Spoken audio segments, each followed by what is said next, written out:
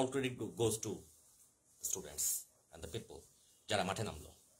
যাক, কথা না বাড়াই, আসল কথা আসি। 2018 সালের ফেব্রুয়ারিতে আমার ওয়াইফ মারা যায়। তখন আমার বাচ্চাদের বয়স 5 আর 3, খুবই ছোট। তো যাই হোক, এরকম সময় আমরা একটা বই তৈরি করি, একটা ডকুমেন্টারি তৈরি করি। সেটা হচ্ছে বেগম জিয়াকে যে গ্রেফতার করা হলো, ওনার জবানবন্দিটা প্লাস গ্রেফতার প্রক্রিয়াটা কেন ঠিক ছিল না, কি কি সমস্যা ছিল সেগুলো অ্যানালাইসিস সংক্রান্ত একটা বই, একটা ডকুমেন্টারি। বইটা পাবলিশ হওয়ার পথে ছিল আর কি। তো এগুলো তো সহজে করা যায় না। আমরা এটা করেছিলাম সিলেট থেকে আসছিল বইটা। তখন তো আসার পথেই রাজন ধরা পড়লো, তারপরে ইভান ধরা পড়লো। এরপরে টিভিতে দেখলাম স্ক্রল যাচ্ছে যে মামলা হয়েছে আমার নামে আর রেজানুল হক শোভন দুজনের নামে। আমাদেরকে খোঁজা হচ্ছে, আমরা নাকি পলাতক। বাসায় বসে আছি, বাট তারা বলছে আমরা পলাতক। হোয়াটএভার, সেটা হতেই পারে। আজকে আপনাদের সঙ্গে যেটা বলবো সেটা হচ্ছে মূলত টর্চার স্টোরিটা, টর্চারের যে ঘটনা সেটা আপনাদের সঙ্গে বলবো। সবকিছু ঠিকঠাক মতো মনে নাই, সুযোগ আসলো 24 সালে এসে, তাই বলছি। জাস্ট আলাপ করে নেওয়া আর কি, সবাইকে জানিয়ে দেওয়া, স্মরণ করে দেওয়া, যেন আমরা ভুলে না যাই। খুব ছটফট অস্থিরতার মধ্যে দিন কাটতেছে। কখন গ্রেফতার হই, কখন অ্যারেস্ট হবো, কি হবে না হয় জানি না। রাজন ইভান ওরা 4-5 দিন করে ঘুম ছিল। তো আমার ভাগ্যে কি আছে আমি তো জানি না। ঘুমানোর সময় একটু পর উঠি আর জানলাতে দেখি যে কি কোনো গাড়িটাই আসলো কিনা। তো যাই হোক, দিন রাত 2:30 বোধহয় হবে। I am not sure about time, perfect টাইমটা বলতে পারবো না, কোনো ঘটনারই বলতে পারবো না পারফেক্ট টাইমটা। রাত 2:30টার দিকে সম্ভবত হবে গাড়িটা আসলো। আমি বুঝতে পারলাম যে গাড়িটা এসে দাঁড়িয়েছে আমার বাড়ির গেটের সামনে, কারণ একটু পর চেক করছি তো আমি। তারপরে ওপরে আসলো, গেট নক করলো, গেট খোলা হলো। দেখি বিশাল এক দঙ্গল, 20-25 জনের উপরে কালো জামা পরা র্যাব, প্রত্যেকের হাতে অটোমেটিক মেশিন গান। একজন অফিসার আছে আমার সামনাসামনি, তারপরে অন্য লোকগুলা ওর 2 পাশ দিয়ে ঢুকে গেল বাসার মধ্যে। একটা মানে তাণ্ডব, ডাকাতি করতে আসার মতো আর কি। তো বাট অফিসারটা ভালোভাবে কথা বললো যে আমরা কেন আসছি আপনি কি বুঝছেন? বললাম বলেন, আপনার তো বলা উচিত। তো বললো যে আপনারা বইটা করছেন, এটার জন্য আপনাকে নিতে আসছে, আপনাকে নিয়ে যাবো, আপনাকে গ্রেফতার করা হবে, আপনার নামে অ্যারেস্ট ওয়ারেন্ট আছে। ঠিক আছে, আমাকে কিছু টাইম দেন। তো বললো না, টাইম বেশি দেওয়া যাবে না। আপনাকে 5 মিনিট টাইম দিতে হবে, কারণ আমার বাচ্চারা আছে বাসায়। বাচ্চা তার কেউ নাই তো, বাচ্চারা আছে, ছোট 2টা বাচ্চা, একটু টাইম দিবেন না কেন? তো আমি গেলাম, ছোট মেয়েটার ডাইপার চেঞ্জ করলাম, ছেলেটাকে মেয়েটাকে দুজনকে চুমু দিলাম। ওরা ঘুমাচ্ছিল আমার 2 হাতে ঘুমায় ওরা। ওদের একটা অভ্যাস ছোটবেলা থেকে, ওরা দুজনে আমার 2 হাতে ঘুমায়। আমার হাত ছাড়া ওরা ঘুমাতে পারে না, এটা ওদের অভ্যাস নাই। ওদের জন্মের পর থেকেই ওরা আমার হাতে ঘুমায়। ওদের মায়ের হাতে ওরা ঘুমাতো না, ঘুমাতো আমার হাতে দুজনেই। তো যাক, হাত থেকে আমি গেট খুলেছি যেহেতু, এখন ওদেরকে চুমু দিয়ে গেলাম, জানিয়ে দিয়ে গেলাম শ্বশুরকে যে একটু খবর দেন চারদিকে। ওরা আবার বলে গেল যে হচ্ছে যে কোনোভাবেই কাউকে যেন না জানানো হয়। আমি বললাম কেন, ওয়াই? আপনারা আমাকে নিয়ে যাচ্ছেন, যদি আপনি জেনুইনলি আমাকে নেন তাহলে কেন জানাতে পারবো না? ও, আসার পরে ওরা প্রথমে আমার ফোনগুলো সব নিয়ে নিয়েছে, সব ফোন নিয়ে নিয়েছে, সব ডিভাইস যা যা ছিল সব সিজ করে নিয়ে ডিভাইসে কিছু একটা চাপ প্রেস করলো, করার পরে আমার ফোনে যতগুলো ইমেল আইডি ছিল সবগুলো তখন সামনে চলে আসলো। আমাকে দেখাচ্ছে ইমেল কার। কতগুলো ইমেলের মধ্যে আমি দেখি, হঠাৎ করে দেখি এটার মধ্যে আমাদের রাফাতের ইমেল আইডি, মানে গুডের পাইলটের। তা আমি কনফিউজ যে ওর আইডিটা কি করে আসলো। বেসিক্যালি ওই যে আমরা যখন কাজ করছিলাম আমাদের প্রচ্ছটাও করছিল, সেই কারণে ওর আইডিটা, এটা নিয়ে আমার ধরতেছে যে এই আইডিটা আপনার, এটা আপনি, মানে আমি রাফাত। তা ভাই আপনি আসছেন আমার ওর নামে ওয়ারেন্ট নিয়ে, আবার এখানে রাফাতটা কই পান আপনি? যাই ওটা নিয়ে আর বেশি কথা আগায় নাই। বাচ্চাদেরকে চুমুটুমু দিয়ে আমি বার হয়ে গেলাম ওদের সঙ্গে। তখন আমার চোখ বাঁধে নাই ট্রুলি। নিচে নামার পরে দেখে একটা মাইক্রোবাস দাঁড়িয়ে আছে। আমার তখন মনে পড়লো আমি সম্ভবত সকালবেলাতেই মাইক্রোবাসটা দেখেছি, সম্ভবত। তো মাইক্রোবাসে তোলা হলো আমাকে, একদম পিছনের সিটে, বাম দিকে, বাম দিকে, পিছনের সিটে একদম বাম দিকে একটা কালো আলফ্রেডো গাড়িটা ছিল, আলফ্রেডো। তো ওঠার সঙ্গে সঙ্গেই আমার পাশে যে ভদ্রলোক বসলো, একটা বয়স্ক ভদ্রলোক, মুরব্বী, উনি বলে উঠলো কি জানেন? শুয়োরের বাচ্চারা কোনো কাজ পায় না, ভালো ভালো মানুষগুলোকে ধরে নিয়ে যে কষ্ট দেয়, অত্যাচার করে, ভগবানের বিচার করবে নিশ্চয়ই একদিন। আমার খুব ভালো লাগলো, যে আমি জানোয়ারের গাড়িতে উঠেছি, জানোয়ারের ভিতরেও একজন মানুষ থাকে যাদের কষ্ট হয়, যারা এগুলো দেখে সহ্য করতে পারে না। খুবই ভালো লাগলো, বাট ভালো লাগাটা বেশিক্ষণ থাকলো না স্বাভাবিকভাবে, কারণ প্যালপিটেশনের মধ্যে আছি, টেনশনে আছি, কি হবে বুঝতে পারছি না। গাড়ি আগালো, এয়ারপোর্ট ওঠার আগাতে হঠাৎ করে আমাকে জিজ্ঞাসা করলো, সামনে যে অফিসারটা আর কি প্রথমে ঢুকছিল, সেই অফিসারটা বসে সবার সামনে, সে আমাকে জিজ্ঞাসা করলো, ওয়াসিম, শোভন কই? মানে রেজাউল হকের কথা বলতেছে। আই ডোন্ট নো, শোভন কথা আমি জানি না। বলে দেখা হবে তোমার সঙ্গে, এখনই দেখা হবে, জাস্ট ওয়েট এ বিট, এখনই দেখা হবে। এর মধ্যে বাবুল ভাই খবর পেয়ে গেছে, বাবুল ভাই পোস্ট দিছে। আমি বাসাতে জানাই গেছিলাম যে যে কোনোভাবে হোক বাবুল ভাইকে এবং শিপ্লুকে যেন মেসেজটা থ্রো করা হয়। তো শিপ্লুর মাধ্যমে বাবুল ভাই জানছে, বাবুল ভাই পোস্ট দিছে, আমাকে দেখাচ্ছে, এই যে দেখো তোমার জন্য পোস্ট চলে এসছে। এই লোকটা কে? ও তখন ও এটা বুঝে নাই যে বাবুল ভাই যে মানে বড় একটা ফিগার, তারা এটা বোঝে নাই। তো আমিও চেপে গেলাম, বললাম যে বড় ভাই আর কি, আর ওটা নিয়ে কথা বলা নাই। এরপরে ঘুরতে ঘুরতে ঘুরতে ঘুরতে মোহতপুর ওইদিকে কোথাও একটা গেল, ভাঙাচোর রাস্তার মধ্যে গাড়িটা দাঁড়ালো, আমি বসে দেখলাম ভিতরে, অফিসার নামলো আর 2-3 জন নামলো, কিছুক্ষণ পরে দেখি শোভন ভাই হাটটাতে চলে আসছে। হ্যালো হ্যালো বলছো তো কিছু করার নাই, কারণ খারাপ সিচুয়েশনের মধ্যে আপনি মন খারাপ করে লাভ নেই, ইউ হ্যাভ টু এনজয়। তো হ্যালো দিলাম, শোভন ভাই হ্যালো দিলাম, বলে তুমিও আছো, তাহলে ভালোই হলো, দুজন মিলে যাচ্ছি। গেলাম, ঘুরতে ঘুরতে ঘুরতে ঘুরতে অনেক রাস্তা পার হয়ে, ওই যে একটা ফ্লাইওভার আছে না, বিরাট বড় একটা ফ্লাইওভার, আমার নাম মনে পড়ছে না, ওই ফ্লাইওভারের গাড়ি উঠলো। তখন এত বিজি ছিল না ওই ফ্লাইওভারটা। গাড়িটা উঠলো, বুঝলাম যে ঢাকার বাইরে যাচ্ছি কোথাও, আমার ধারণা হলো এটা। ভয় পাচ্ছি যে কি ক্রস ফায়ার দিতে নিয়ে যাচ্ছে না কি করতে নিয়ে যাচ্ছে, কিছু তো বলে না গাড়ির মধ্যে, কিন্তু বিশেষ কোনো কথাবার্তা বলে নাই, আইএলও টাইপ কথাবার্তা। তো তারপরে দেখলাম যে একটা গলির মধ্যে ঢুকে গেল গাড়ি, কিছুক্ষণ পরে একটা বিশাল একটা বাউন্ডারির ভিতরে র্যাব 10 ব্যাটালিয়ন।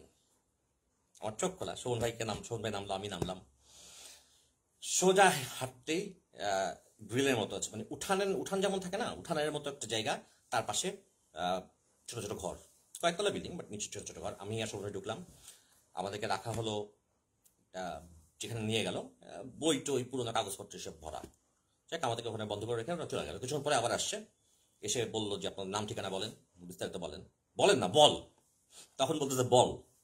তো বললাম বিস্তারিত, লিখে নিল, লেখার পরে তখন আমার চোখ বাঁধলো, চোখ বেঁধে ফেললো, জাস্ট একটা গামছা দিয়ে চোখ বেঁধে ফেললো, তারপরে হ্যান্ডকাপ দিল, হাত কিন্তু পিছন দিকে, হ্যাঁ সামনে কিন্তু হাত পিছন দিকে, হ্যান্ডকাপ দিয়েও নিয়ে গেল তাদের রুমে।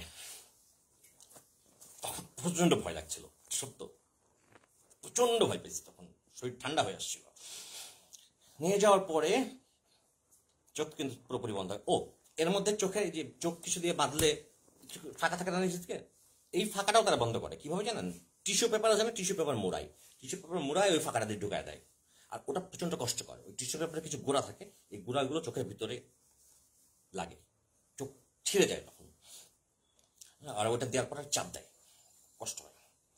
তো যাওয়ার পরে গেলাম আর কি রুমে, কোথাও একটা বুঝতে বললো, চোখ বাঁধা, হাত পিছনে বসলাম। ওয়াসিম, তারেক সাহেব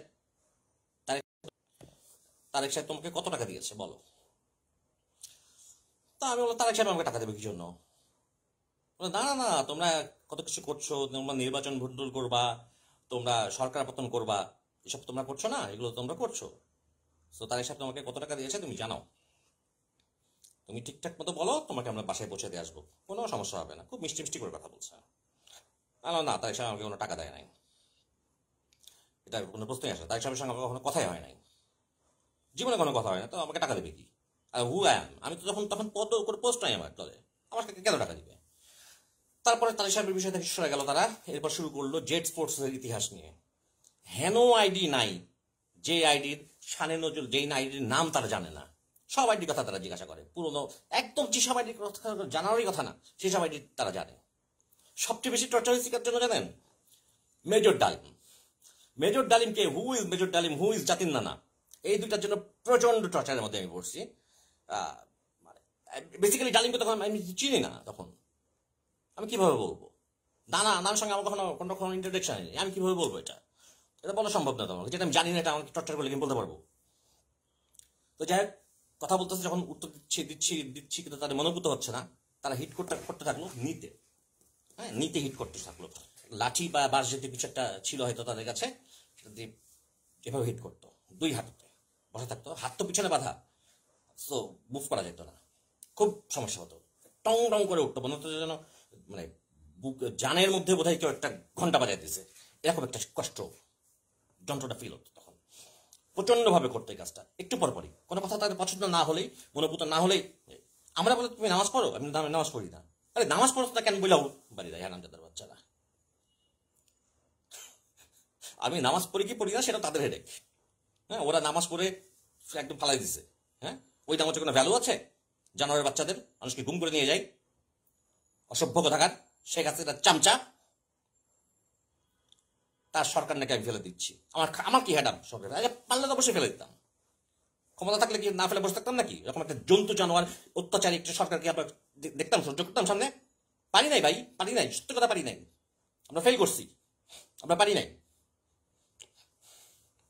যাই এভাবে টর্চার চললো অনেকক্ষণ, খালি ওই হাঁটুর মধ্যে ইয়ে করে।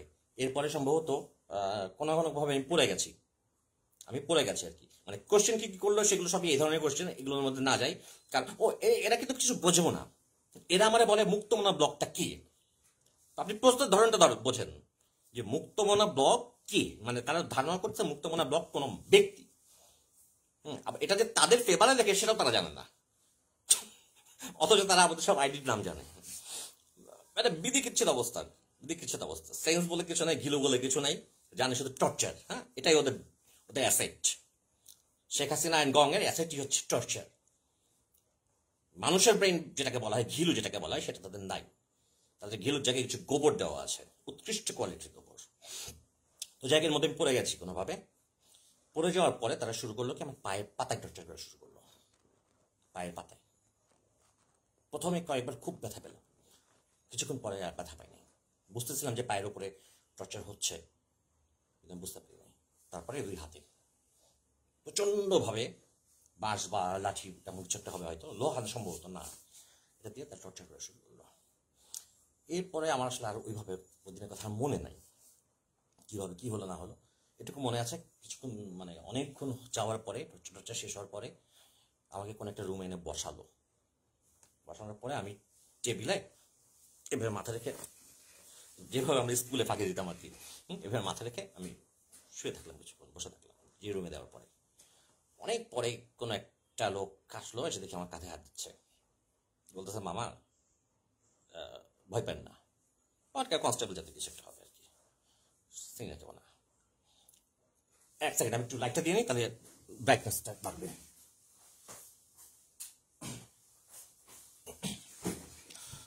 আমি বললাম যে ভাই আমি আমার একটু ওয়াশরুমে যাওয়া দরকার। বলো ওয়াশরুমে যাওয়াটা খুবই ডিফিকাল্ট, আপনার কি পছন্দ হবে কিনা ওয়াশরুম, আপনার বাসা যাবে, মানে ও আসছিল সম্ভবত আমার বাসার ওই। তো তারপরে বললো ঠিক আছে চলেন, চোখ খোলা নাই কিন্তু, চোখ কিন্তু বন্ধ, নিয়ে গেল, ইনস্ট্রাকশন দিচ্ছে করছেন থেকে, সোজা যান, 2 পা যান, ডানে যান, বামে যান, এভাবে বাথরুম পর্যন্ত পৌঁছালাম। বাথরুম পর্যন্ত পৌঁছানোর পরে বাথরুমে ঢুকলাম, ওই যে ইনস্ট্রাকশন অনুযায়ী বাথরুমে ঢুকলাম। ঢোকার পরে বললো যে মামা আপনি ইয়ে করেন, কি বলা হয়, আপনি চোখটা খুলেন। হাত বাঁধা, আমি চোখ খুলবো কি করে? তারপরে সে এসে হাতটা খুলে দিল, বললো চোখ খোলার কথা বললো, চোখটা একটু ইজি করে দিল আর কি আমাকে, বাথরুমটা সারেন আর কি। বাথরুম সারলাম, বললাম আমার চোখ খুলছে, কাউকে বলেন না, এটা বলার দরকার নেই কাউকে। বাথরুম সেরে, বাথরুমটা হচ্ছে পাশাপাশি 2টা বাথরুম, তার সামনে একটা কমন স্পেস, একদিকে কিছু বেসিন আছে, মানে অফিসারদের ওয়াশরুম আর কি, মাঝখানে একটা কমন বড় স্পেস আছে। তারপর একটা হাত মুখ দিলাম, হাত মুখ দেওয়ার পরে আবার চোখ বাঁধা, আবার হাত বাঁধা, বেঁধে রুমে নিয়ে গেল। রুমে নিয়ে যাওয়ার পরে কিছুক্ষণের মধ্যে খাবার আসলো, খাওয়া দাওয়া করলাম। খাবার কি আর খাওয়া যায়, এতগুলো ভাত দেয়। হ্যাঁ, ওদের যে এরকম ভুঁড়ি, ওদের ভুঁড়ি, আমাদের ভুঁড়ি কেন তো আমরা জানি, আমরা অলস বসে থাকি, কিন্তু ওরা সাথে দৌড়ানোর পরে যে এত ভুঁড়ি হয়, ওরা খায় এরকম। হ্যাঁ, 1 ভুঁড়ি ভাত খাই, জাস্ট 1 ভুঁড়ি ভাত খাওয়া যেটাকে বলে সেটাই। হ্যাঁ, গরুর যেমন ভুঁড়ি হয় সেই পরিমাণে ভাত, সঙ্গে তরকারি কি হিজিবিজি থাকে না থাকে, খেতে হয়, খেলাম। তারপরে শুয়ে পড়েছি, একটা কম্বল দিয়ে গেছে আমাকে একটা কম্বল দিয়ে, একটা না 2টা কম্বল দিয়ে গেছে, 2টা কম্বল দিচ্ছে, আমি শুয়ে পড়ছি। ভোরবেলায় যখন ঘুম ভাঙছে, আজান হচ্ছে, ওটাই আর কি বাইরের সঙ্গে কমিউনিকেশন। দেখি মাথার নিচে একটা বালিশ, বড় বালিশ না, ছোট বালিশ, বাট একটা বালিশ। খুব ভালো লাগছে আমার, মানে এরকম একটা সিচুয়েশনের মধ্যে কেউ বালিশ দিয়ে গেছে, এটা ভাবতে অবাক লাগে আর কি। তা আমার ধারণা হয়তো ওই কনস্টেবলদের মধ্যে কেউ একজন দিছে। প্রথম রাত কিভাবে কাটলো আমার আসলে ওইভাবে আর মনে নাই, ঘোরের মধ্যে কেটে গেছে আর কি। এর পরের দিন সকালবেলা সকাল হলো, আমার ধারণা যে হয়তো এখন কোর্টে টোটে নিয়ে যায়। ও শোভন ভাইয়ের কিন্তু এর মধ্যে আমি প্রথম দিনের কথা বলিনি। শোভন ভাই কিন্তু চিল্লাচিল্লি শুনতে পাচ্ছি, ওরে মা গো বাবা গো সমান সমান করে পড়তেছে, প্রচন্ড টর্চার চলতেছে সেখানে, এটা আমি বুঝতে পারতেছি। মানে টর্চারের ধরনটা কেমন, ওয়ার্ল্ড ওয়ারের মুভিগুলো দেখেন না, এই মুভিতে যে টর্চারগুলো আমরা দেখি সেই টাইপের টর্চার। তো সেকেন্ডেতে 11টা 12টা হয়তো বাচ্চা কি বাজে নাই, আই এম নট শিওর, যেহেতু টাইম বুঝতে পারি না। সকালে নাস্তা করছি, রুটি টুটি দিছে, দেবার পরে ওই চোখ বাঁধা তো আছেই, হাতও বাঁধা আছে, ওইভাবে নিয়ে গেছে আবার কোনো একটা অফিসারের রুমে। এদিন আমার খুব কষ্ট হয়েছে। এদিন তারা ইয়ার লোভে ইলেকট্রিক শর্ট দিছে, আঙুলে ইলেকট্রিক শর্ট দিছে। এক ধরনের প্লাগের মতো থাকে, ছোটো ছোটো প্লাগের মতো, এগুলো কানের সঙ্গে দেওয়া থাকে, ফিঙ্গারের সঙ্গে দেওয়া থাকে। হ্যাঁ, ওদের কথা মনোপুত না হলেই তেমন কোনো একটা সুইচ চাপ দেয়, শর্টের মতো হয়, ঝাটকা মতো লাগে। হ্যাঁ, ভয়াবহ কষ্ট, শরীরের কোনো শক্তি অবশিষ্ট থাকে না সেটার পরে। এরকম অনেকবার করা হয়েছে, অনেকবার করছে, কথা বলে আর করে। ও এর মধ্যে তারা সেকেন্ডে তাদের ইস্যু ছিল হচ্ছে যে আমার সেকেন্ড ডিভাইসটা কোথায়। মানে ওরা কোনো একটা ডিভাইস মিসিং করে আসছে, আসার সময় হয়তো নেয় নাই বা ভুলে গেছে কিছু একটা, এই ডিভাইসটা আমি তো বুঝতেছি না কোন ডিভাইসের কথা তারা বলতেছে। বেসিক্যালি তারা যখন ফোন সার্চ করছে তো তো ফেসবুক লগ ইন পাইছে আরেকটা ডিভাইসে। আর আমার আসলে অনেক ডিভাইসে লগ ইন করা থাকে, এটা তো আমার পক্ষে বলা সম্ভব না। তো এটা এই ডিভাইসটা কোথায়, কোন, আমি তাকে এটাও বলছি যে একটা সেটা বলেন যে ডিভাইসের নামটা কি, তাহলে তো আমি বলতে পারবো। আর আপনারা যে ডিভাইসগুলো নিয়েছেন এখানে তো থাকার কথা। তো যাই হোক, তারপরে বলে না, আসলে বলে না, বোঝে না নাকি বলে না আমি জানি না, যেহেতু ডিভাইসটা আছে বার করতে পারছে, তো তার নামটাও বলতে পারার কথা। তো এটা নিয়ে ইলেকট্রিক শর্ট দেওয়ার পরে অনেক পরে আর কি তারা বলতেছে যে স্যামসাং নোট। আমি বললাম যে এটা বাসাতে ছিল, আপনারা আনলে আনছেন, না আনলে বাসাতে রয়ে গেছে। তারা বোধহয় বাসাতে যে ডিভাইসটা কালেকশন করছিল, এবং সেদিন কিন্তু তারা আমার বাসার যে সিসিটিভি ফুটেজ যা যা ছিল সেগুলো সব মুছে দিয়ে আসছিল, পরবর্তী 2-3 দিন পরে বোধহয় এটা হবে। যাই ইলেকট্রিক শর্ট খাইলাম, খাওয়ার পরে ব্যাপারটা এরকম হয়ে গেল যে যাও সকালবেলায় যাও, যে টর্চার হও, টর্চার হয়ে রুমে আসো, খাও দাও ঘুমাও, আবার সকালবেলা রেডি হও টর্চার হওয়ার জন্য। বাইরের সঙ্গে কমিউনিকেশন একমাত্র আজান, 3 বেলা আজান, আজান হয়, এই আজান 5 বেলা আজান শুনলে আপনি বুঝতে পারবেন যে বাইরের সঙ্গে আপনি কিছু একটা জানলেন। আচ্ছা, এদের মধ্যে আরেকটা হারামজাদা ছিল, হারামজাদার নাম হচ্ছে ডিআইডি হাবিব, মোটা কাটা। একটা ডিফেন্স সিস্টেমে, সরি মানে র্যাবে বা পুলিশে এ ধরনের সাইজের লোকজন কেমন করে থাকে আমি বুঝতে পারি না। সে আবার তার ভাবভঙ্গি আলাদা, তার ভাবভঙ্গি আলাদা, সব কিছুর উপরে সে নজরদারি করে করে পোস্টিং করে। ডিআইডি হাবিব। তো ওরা আসলে সবাই ওকে মামা বলে ডাকতো আর কি, বড় মামা বা ছোট মামা কিছু একটা বলতো, এইভাবে ডাকতো, যার ফলে ওর নামটা আমি জানি। ওর গলাটা শুনলে চোখে বাঁধে, কানে বাঁধে, কিছু ভয়েস থাকে না, আইডেন্টিটি সে টাইপের। গেল এরপরে আরেকদিন, আর পরের দিনের কাহিনী কিনা আমি শিওর না, কোন একটা টর্চারের কাহিনী এটা বলতেছি। সেটা হচ্ছে যে পানি আছে না, বড় গামলার মধ্যে পানি রাখে তারা, পানিটা হালকা গরম টাইপের থাকে। এই পানির মধ্যে তারা মরিচ দেয়, ঝাল জাতীয় কিছু একটা দেয় সম্ভবত, দেওয়ার পর আপনাকে চুবাবে, মাথা ধরে চুবাবে ওটার মধ্যে, নাক চোখ সব একদম ডিজাস্টার হয়ে যাবে। আর আমার কিন্তু চোখ বাঁধা, তার মানে হচ্ছে কি এই যে পানিটা কিন্তু বার হয়ে যাচ্ছে না, এটার সঙ্গে যে পানিটা থাকতেছে না এটা আমার ভিতরে রয়ে যাচ্ছে যতক্ষণ আমার চোখ বাঁধা, তার মানে এই পানিটা শুকাচ্ছে আমার চোখের ভিতরে। আমার কিন্তু চোখ প্রচন্ড শার্প ছিল, আমি খুব ভালো দেখতাম, এখান থেকে আসার পরে আমি দেখতে পারি না এখন ঠিকঠাক মতো, চোখে দেখতে সমস্যা হয়। আমার ধারণা এটাই হয়তো কারণ হতে পারে। আরেকদিনের কাহিনী বলি, সিলিং এ ওই যে ফ্যান যেখানে আমরা লাগাই এখানে হাত বাঁধছে। ওই দিন পিছন থেকে হাতটা সামনে আনা হয়েছে আর কি, হাত বাঁধছে, ঝুলাইছে, ঝুলাই দড়ি দিয়ে আবার আপ ডাউন করে, ওটা অ্যাডজাস্ট করা যায়, ওটা অ্যাডজাস্ট করা যায়। যারা এটা আপ ডাউন করে তারা একটা মজা পায় সম্ভবত এটা করতে, আর ওই পাশে লাঠি দিয়ে টর্চার করতে থাকে। একটা ব্যাপার কি, টর্চার ক্ষেত্রে যেটা হয় সেটা হচ্ছে কিছুক্ষণ টর্চার করার পরে আপনার ওই ফিলটা থাকবে না, একটা অবসর মতো হয়ে যাবে, তখন আপনি বুঝতে পারবেন না, মরার মতো জাস্ট সহ্য করে যাওয়া আর কি, আর কিছু না। এরপরে আরেকটা টর্চার তারা তার পরের দিন সম্ভবত করছিল, সেটা হচ্ছে আঙুলের ফাঁকে কাঠি জাতীয় কিছু একটা দেয়, এই যে এইভাবে প্রেশার দেয়, অসম্ভব যন্ত্রণা, এটা যখন করে তখন মনে হয় যেন মাথার মধ্যে থেকে ঘিলুতে একটা শর্ট লাগলো, এরকম একটা ফিল আসে। কি বলবো, এটা এটা এটা কোনো মানুষের দেশে এমন থাকার কথা না। এই র্যাবকে আমি র্যাব বলি না তো, র্যাপিড অ্যাকশন ব্যাটালিয়ন। কিসের র্যাপিড অ্যাকশন ব্যাটালিয়ন? এটা হলো গেস্টাপো। জার্মানির যে গেস্টাপো ছিল, হিটলারের যে গেস্টাপো ছিল, এটা হলো হাসিনার গেস্টাপো, কুখ্যাত গেস্টাপো। এদের কেন নিষিদ্ধ করে আমি জানি না। এদের গোষ্ঠী শুদ্ধ সারা পৃথিবীতে নিষিদ্ধ করা উচিত।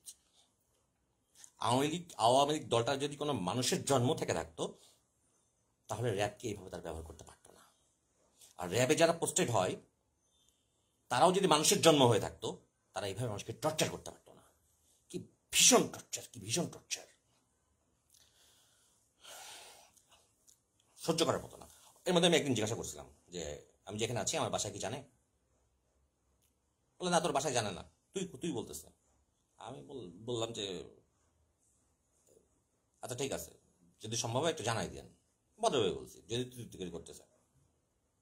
বলতে আমার বালে তোর বাসায় জানানোর জন্য। এখানে আসছো, যা স্বীকার করা স্বীকার করবি, তারপরে চিন্তা করবো তুই বাঁচবি, তুই নিজে নিজে বাঁচতে বাপের নাম, এটা বলতেছে। চুপচাপ সহ্য করে গেলাম, সহ্য করে যাওয়া ছাড়া তো আসলে কিছু করার নেই, কিছুই করার নেই। এর মধ্যে আমার কিন্তু দাঁত ভাঙা, এমনি দাঁত অনেক দুর্বল। একদিন প্লাস দিয়ে দাঁত তোলার চেষ্টা করলো কিছুক্ষণ, আমার তো দাঁত এমনি দুর্বল, ফেটে গেল। কি যে কষ্ট এগুলা।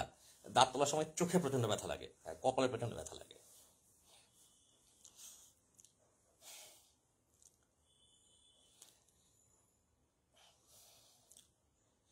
আরেকটা জিনিস ঘটতো, প্রত্যেক দিন ঘটতো। আর ভালো কথা একটু বলে রাখি, সেটা হচ্ছে আমাকে যে এখানে রেখেছিল, এটা ছিল কোনো একটা অফিসারের রুম। এটা আমি বুঝতে পারতাম, এটা একটা অফিসারের রুম ছিল। সেটা নিচে শুতে দিত আমাকে। অফিসারের রুম এই জন্য বুঝতাম, রুম এসি ছিল। এসি ছিল, তারা কর্তৃপক্ষের রাত্রেবেলায় এসিটা সম্ভবত সর্বনিম্ন টেম্পারেচার যেটা হয় সেখানে দিত, ফ্যান ফুল স্পিডে চালাই দিত। তাহলে বোঝেন কি পরিমাণ শীত আপনার লাগবে। আর ওদের যে টিভি ছিল একটা রুমে, চোখ বাঁধা টিভি, তো আপনার দেখার কিছু নাই। সেই টিভিটা তারা ফুল ভলিউমে, ওই যে হিন্দি গান বাজানো ঝাঁকানাকা ঝাঁকানাকা যেসব গানগুলো বাজে, এইসব গানগুলো চালাই দিত ফুল ভলিউমে।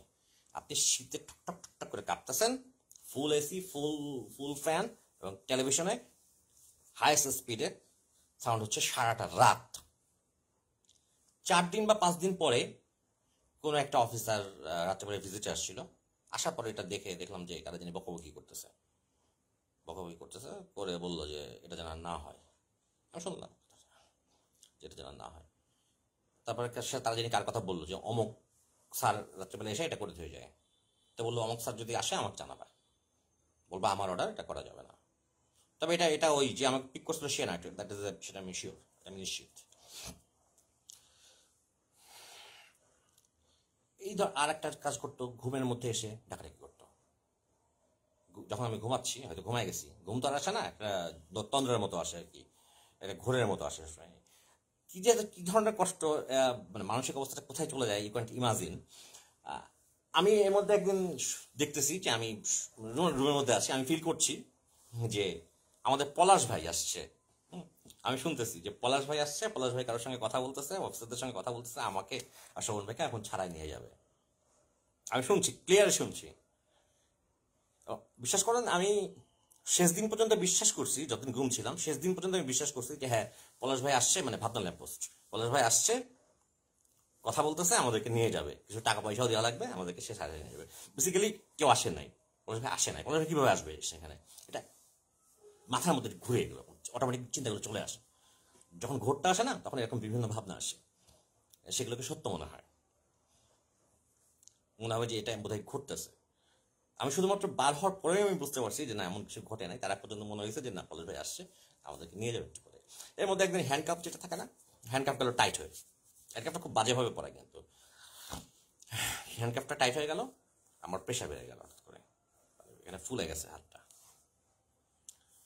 ডাক্তার আসলো, ওদের ডাক্তার যারা থাকে ওদের নিজস্ব ডাক্তার, ডাক্তার সে আবার ওষুধ দিল। এর মধ্যে একটা বুড়া ছিল, সে আবার বললো যে আপনার, পরে সে বলতেছে আর কি, যে আপনার ইয়ে যে বলা হয়, আপনার ফ্রেন্ডকে বলছি আপনি অসুস্থ করছেন, আপনার ফ্রেন্ড খুব মন খারাপ করছে, কান্নাকাটি করতেছে, সুস্থ থাকেন, একটু ভালো থাকার চেষ্টা করেন। এক সেকেন্ড, আমি পিছনে লাইট অফ করে দিই, সমস্যা হচ্ছে বোধহয়। ওয়েট, এবার কি লাইট ঠিক আছে?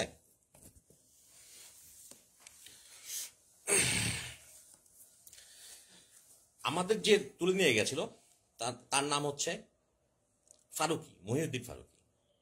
আমি কিভাবে তার নাম জানি? দিস ইজ দ্য কোশ্চেন না? রাজন এবং ইভানকে যখন তারা নিয়ে যাওয়ার পরে মিডিয়া সেলের সামনে হাজির করলো, সেখানে ব্রিফিং করছিল দুইজন। একটা হচ্ছে কামরুজ্জামান, সে বোধহয় মিলিটারি, আরেকজন ছিল ফারুকি। ঠিক আছে, এটা থেকে আমি সার্চ করে আমি জানি যে এই ভদ্রলোকই মহিউদ্দিন ফারুকি। আর আমাকে যখন অ্যারেস্ট করছে তখন তো সে সামনে ছিল, তার চেহারা দেখেছি। ওই প্যানিকের সময় তো এই ধরনের চেহারাগুলো অনেক ভালোভাবে মনে থাকার কথা। সাউন্ড কি পাচ্ছেন না? ওকে, ফাইন। তো এই হলো, এভাবে আর কি সম্ভবত 12 দিন ছিলাম। শেষের 2 দিন কোনো টর্চার করে নাই। শেষের 2 দিন, তার আগ পর্যন্ত প্রতিদিনই চলছে। কোনোদিন ইলেকট্রিক শর্ট। ও আরেকটা, সেটা হচ্ছে যে পায়ের নিচে পেরেক দিয়ে একটা টর্চার করতো। হ্যাঁ, কোনো কিছুতে বোধহয় পেরেক বা পিন জাতীয় কিছু লাগানো থাকতো অসংখ্য।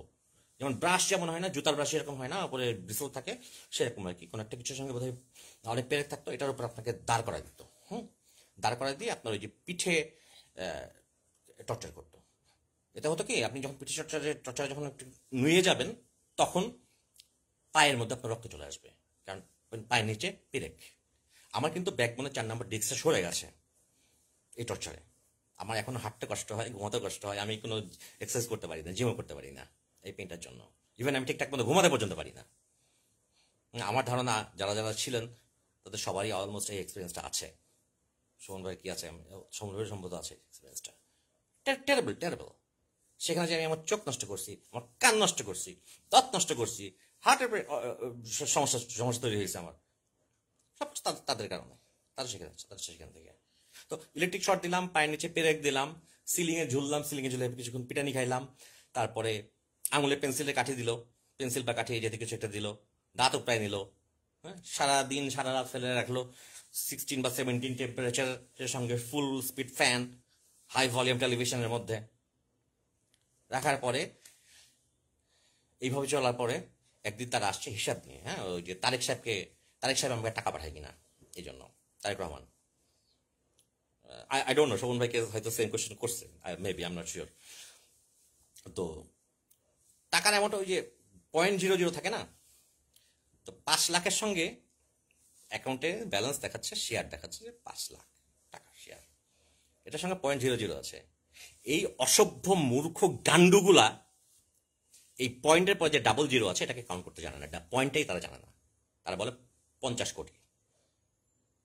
এটা নিয়ে টর্চার করতেছে, প্রচন্ডভাবে টর্চার করতেছে। এবং এটা নিয়ে যখন টর্চার শুরু করছে শেষের দিকে এসে, তখন সবগুলো টর্চারই তারা ইমপ্লিমেন্ট করছে। কারেন্টের শর্ট বলেন, পায়ের নিচে ইয়ে দেওয়া বলেন, পিঠে ব্যাকবোনে টর্চার করা বলেন, আঙুলে পেন্সিল দেওয়া বলেন, সবগুলো তারা করছে। আর হাঁটুর মধ্যে তো বাড়ি দিচ্ছেই। তারা কয় যে এটা হচ্ছে 50 কোটি টাকা। কেমন লাগে? আমি বলি এটা অসম্ভব ব্যাপার, এটা হতে পারে না। না, আমি তোমার স্টেটমেন্ট দেখতেছি। আপনি কিভাবে স্টেটমেন্ট দেখবেন? আমার অ্যাকাউন্টে টাকা থাকলে আমি জানবো না? 50 কোটি টাকা থাকলে আমি এখানে বসে থাকি নাকি? তোদের মধ্যে 2 টাকার অ্যাপ কি আমরা ধরতে পারি 50 কোটি টাকা জমা থাকে? এটা ভাবতেছি আমি। তো তারা কোনোভাবে মানবে না, কোনোভাবেই মানবে না। আমি তখন বললাম যে আমি আপনাকে চ্যালেঞ্জ দিলাম,